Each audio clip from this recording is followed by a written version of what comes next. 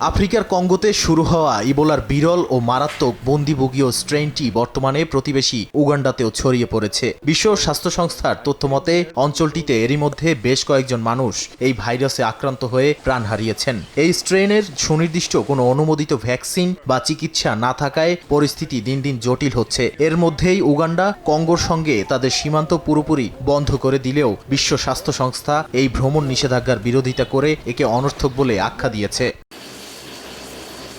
এদিকে মহামারী কবলিত এলাকা থেকে আক্রান্ত বা সংক্রমিত মার্কিন নাগরিকদের চিকিৎসার জন্য কেনিয়াতে 50 শয্যার একটি কোয়ারেন্টাইন সেন্টার খোলার পরিকল্পনা করেছিল যুক্তরাষ্ট্র, কিন্তু কেনিয়ার উচ্চ আদালত মার্কিন অর্থায়নে নির্মিতব্য এই ইবোলা আইসোলেশন সেন্টারের কার্যক্রমের উপর অন্তর্বর্তীকালীন নিষেধাজ্ঞা জারি করেছে। কেনিয়ার মানবাধিকার সংস্থা কাতিবা ইনস্টিটিউট এবং চিকিৎসকদের বৃহত্তম ইউনিয়ন KMPDU সরকারের এই গোপন চুক্তির তীব্র সমালোচনা করে একে দেশের বায়োসিকিউরিটির জন্য বড় হুমকি বলে উল্লেখ করেছে।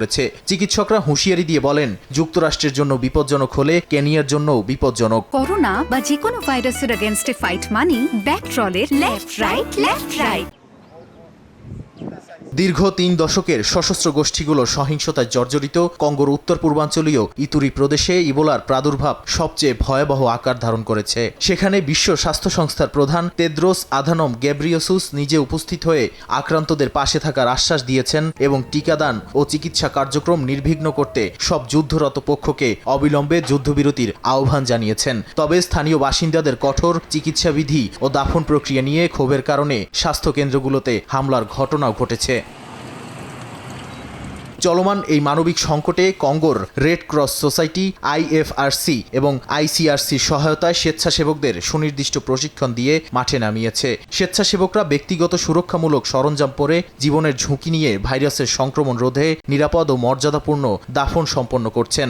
একই সঙ্গে বাস্তুচ্যুত মানুষের আশ্রয় শিবিরগুলো ইবোলার লক্ষণ, প্রতিরোধ ব্যবস্থা এবং দ্রুত স্বাস্থ্যকেন্দ্রে রিপোর্ট করার বিষয়ে সচেতনতা বৃদ্ধির পাশাপাশি মনস্তাত্ত্বিক সহায়তা দিয়ে যাচ্ছেন।